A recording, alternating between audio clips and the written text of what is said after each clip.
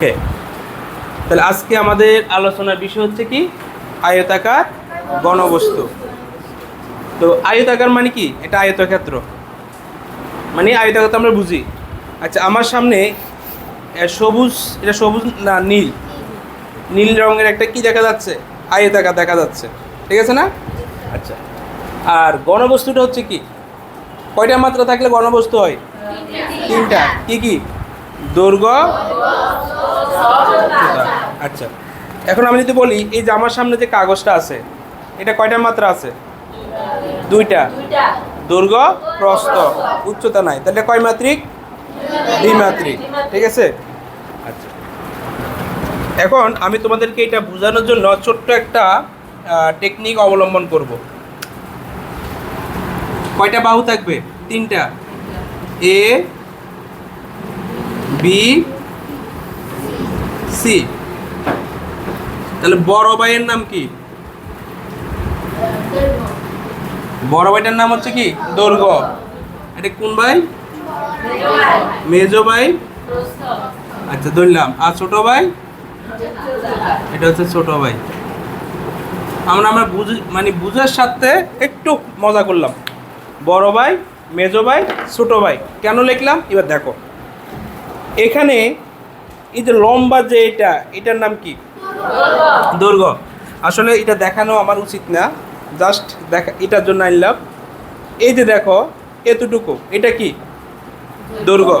এটা বড় ভাই। আবার এটার মাপ নিলাম, এটা কি আর একটু ছোট হয়ে গেছে না? এটা কোন ভাই? মেজো ভাই। বড় ভাইকে কি দ্বারা প্রকাশ করা হচ্ছে? এ দ্বারা। মেজো ভাইকে বি দ্বারা। এবার আসো, এটা তো মেজো ভাই হইলে এটা কোন ভাই? দেখছো, মেজো ভাই এ পর্যন্ত, ছোট ভাই আরো কমে গেছে না? তাহলে ছোট ভাইকে কি দ্বারা প্রকাশ করেছে?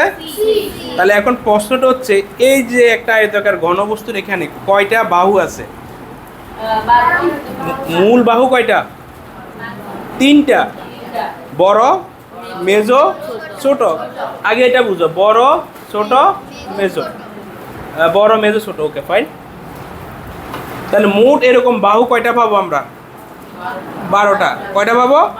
12টা পাবো। তোমরা এমন গণে দেখতে পারো এখানে কয়টা আছে? 1টা, 2টা, 3টা, 4টা। বাসায় এভাবে তোমরা এটা খুঁজে বের করবা। কোন কয়টা পাবো?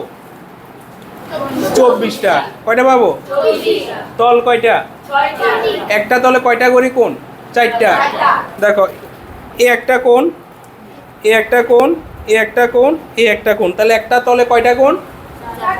তাহলে 6টা তলে 4 6 24টা। তাহলে বাহু 12টা, কোণ 24টা, তল কয়টা?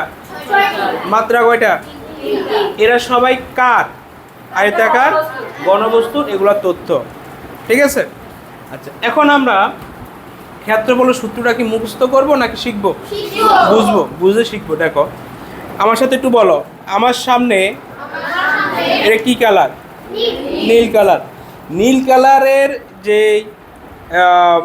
দৈর্ঘ্য প্রস্থটা, তার নীল কালারের মধ্যে সবচেয়ে এই যে বাহুটা আছে এটার নাম কি? দৈর্ঘ্য। আচ্ছা, এটার নাম হচ্ছে এ। এখন এই যে এটার নাম কি? তাহলে এটা ক্ষেত্রফল কি হবে? A B. এ বি গুণ এ বি। এটা যদি এ বি হয়, এটা যদি নীল কালার হয়, তার পিছনেরটা কি কালার? তাহলে এটা যদি এ বি হয়, তাহলে এটাও কি হবে?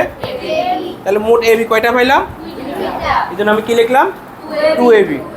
এবার আমরা কার কাছে চলে গেলাম? ইয়েলো কালার, হলুদের কাছে। এখন হলুদ রঙের মধ্যে একটা লম্বা বাহু আছে কিনা? সেটাকে আমরা কি দ্বারা প্রকাশ করব? এ দ্বারা। এখন বলো, এটা কি মেজো ভাই, ছোট ভাই না বড় ভাই? ছোট ভাইকে কি দ্বারা প্রকাশ করলাম?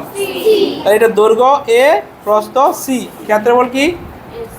এটা যদি এসি হয়, তার পিছনেরটাও কি? তাহলে এসি মোট কয়টা? কারণ বিপরীত তল সবসময় সমান, এই জন্য আমি কি লিখলাম? 2ac। এবার আসো, এটা কমলা কালার, এটা কোন ভাই? এটা কোন ভাই? মেজো ভাইকে কি দ্বারা প্রকাশ করব? ছোট ভাইকে কি দ্বারা প্রকাশ করবো? তাহলে এটা ক্ষেত্রফল কত? বিসি। এটা যদি বিসি হয়, এটা কত? তাহলে বিসি কয়টা পাইলাম? 2bc। তাহলে উভয় জায়গা থেকে কি কমন নিলাম? 2। তাহলে 2 into AB plus BC plus AC। তাহলে আয়তাকার ঘনবস্তুর ক্ষেত্রফল কি আর কখনো ভুল হবে? তাহলে আমরা এক কথায় দৈর্ঘ্য, প্রস্থ, উচ্চতা এই তিনটা মান দেওয়া থাকলে ক্ষেত্রফল বের করা যাবে কিনা? আর এই সূত্র কখনো ভুল হবে? এই ফর্মুলায় মাথায় রাখতে হবে। এবার আসো, আয়তাকার ঘনবস্তুর আয়তনের সূত্র হচ্ছে কি? আয়তন মানে কয়টা জিনিস থাকবে? তিনটা। দৈর্ঘ্য, প্রস্থ, উচ্চতা, ঘন একক। দৈর্ঘ্যকে কি দ্বারা প্রকাশ করছি? A, প্রস্থকে B, উচ্চতাকে C, ক্ষেত্রফল কি হবে? তাহলে এই দুইটা সূত্র কি বুঝতে পারছো? এখানে তথ্যগুলো বুঝতে পারছো? এই যে তিনটা কাহিনী বুঝতে পারছো? তাহলে আয়তাকার ঘনবস্তু নিয়ে কারো কোনো কোশ্চেন আছে? এই ক্লাসকে এখানে শেষ করতে পারবো? ওকে।